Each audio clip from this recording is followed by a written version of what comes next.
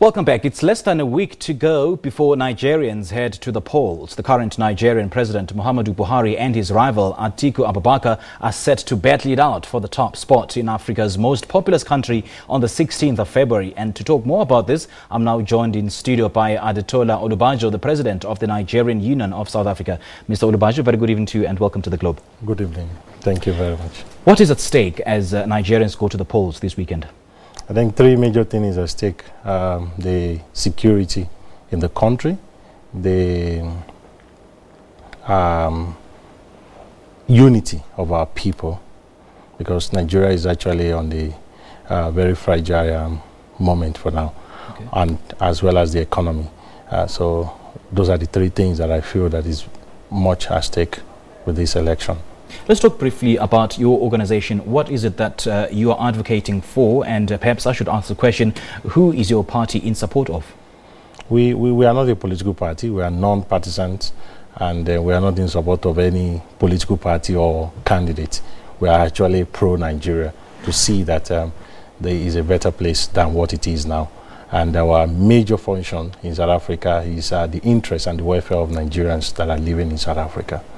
Okay. Just recently, actually, a couple of days ago, we've been getting reports that a fire has engulfed an election office building in the Plateau state. And it seems to be the emerging trend in African countries in the build-up to the elections. We saw that a few months ago in the DRC, a key election office being cut down by a fire. What to make of this? Is that perhaps something that we should know of?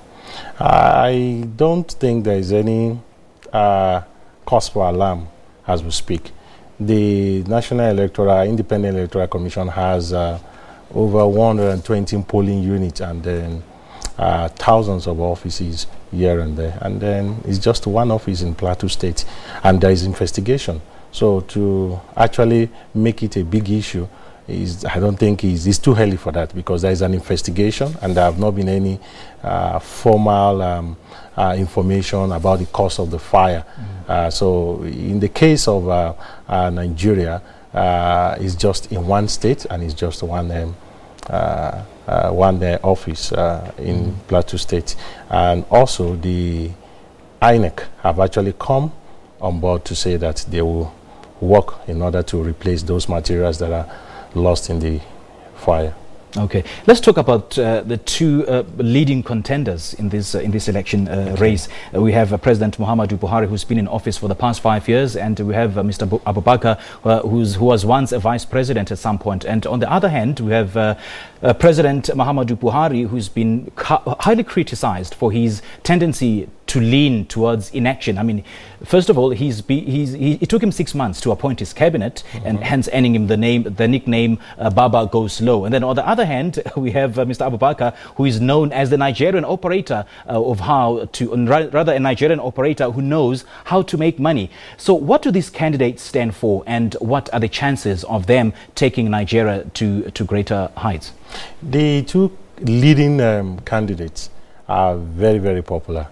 And then to predict their chances, to say that one of them will win, is actually gambling. But there are over 70 candidates for the presidential election, and the majority of them are actually young people.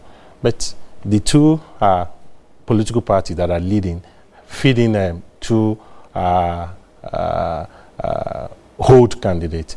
And then the President Buhari administration have actually been on three major areas: security, economy, as well as fighting corruption. There have been some success that have actually been recorded in the area of security. In his first year of the administration, he has been able to reduce the influence of Boko Haram. But the emergence of herdsmen in the northern part of Nigeria and some few states in the southwest have actually punctured that success. So the economy also is not growing, because the last 2018 is just 1.9 growth rate, which is not actually encouraging. But the president have actually been going around. He has gone to over 30 states of the 36 states that is going to improve the economy, if given another 4 years. On the other hand, former President Abubakar is saying that he will open the country up for investment, and it's going to be a conducive environment for investors. So we need to wait till 16th of February to know whether these campaign promises, as well as what have been done, also will resonate with the voters, because the voters are very, very eager, because this election is very, very important. And then the power of incumbents is not even a question, because President Buhari was from the opposition party, and he defeated the incumbent in 2015. So anything can happen. Yeah, anything can happen indeed. And let's talk about both the incumbent and his challenger. They are both over 70 years of age. Yes. So which now begs the question, why isn't the younger voters or the citizens of Nigeria not challenging the old guard? I mean, in a country which is Africa's most populous country, as it were. Yeah. The political parties, there are 91 political parties, and 73 of them feed in presidential candidates. And majority of those presidential candidates, like I said, they were relatively young people. The youngest being 33 years of age, Restoration Renewal Party.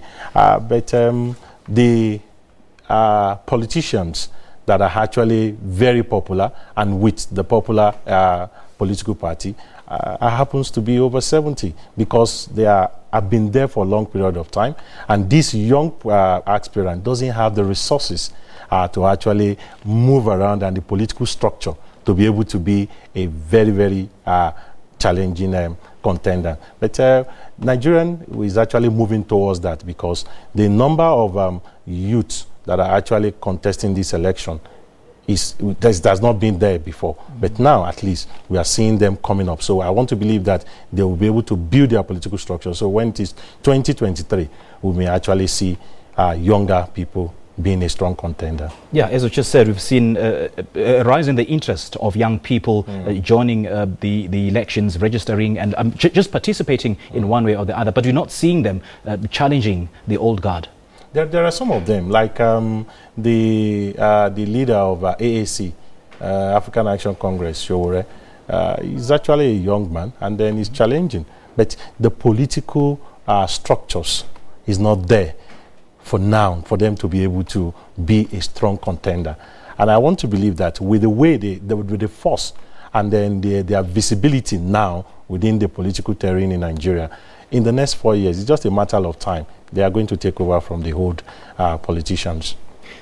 In recent years, we've seen reports and complaints of vote rigging and corruption in the elections. And it's not just confined to Nigeria. I mean, each and every country faces similar challenges when it comes to elections. So do you think Nigerian authorities have done enough to ensure that this current election, is not presented with similar challenges?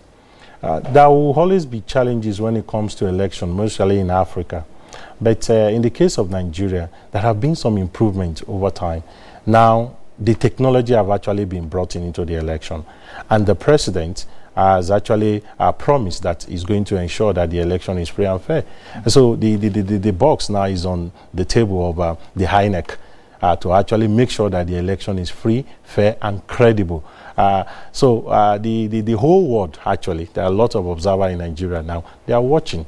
So I want to believe that with the anti-corruption stance of the president, as well as the experience of the INEC chairman, Professor Yakubu, the election will actually be better than that of the previous years. What do you think it'll take for Nigeria to end this endemic corruption and the threats posed by such militant groups as Boko Haram? The corruption, we so much believe, and then I so much believe that technology has to be brought into every ministries, the department in Nigeria. The physical contact with the people, as well as the private sectors, have actually allowed corruption to fester. But the use of technology can actually reduce it, because there will be traces. But when it's a personal contact, it's actually my words against your words. And the process, the judicial process also, is actually very lengthy. You discover that with all the evidence, it may take years before prosecution is being got. And also we need strong institutions Those are the three areas that I feel that if you have a strong institution that is independent, we have the EFCC, they're supposed to be very, very independent, and then ICPC also, they are these corruption agencies. If they are very strong, if these institutions are strong, they will be able to do their job without fear of favor. And the use of technology will help and will go a long way to be able to stop corruption. And the issue of Boko Haram is the political will of the leaders. If the leaders have the political will to actually confront this, there are some time, there have been some times that they were giving amnesty. They actually trained some of them, because if you stop them, those people, those militias, where are they going to? They will still be in the economy, and they will still be causing problem here and there. Just a quick one. We don't have much time, unfortunately. Are you going to go back home to vote? For this election, yes. No. You won't vote? We are not going to be able to vote here, because there is no voting in diaspora. And that is what we are actually clamoring for. We have actually written and make a lot of presentation, even to the parliament, to make sure that the voting in diaspora is there, so that Nigerians... What's the kind of response that you're getting from the Nigerian government? Because this violates your right to vote. Yes, it's actually positive this time around, because President Buhari promised, it's part of his promise, that if he is re-elected, he's going to make sure that Nigerians outside, because will be able to vote. What a pity that you won't be able to vote. What a pity. Mr. Olubajo, thank you so much for joining us. Thank you very much. Yeah. Well, that was Mr. Adetola Olubajo, the president of the Nigerian Union of South Africa.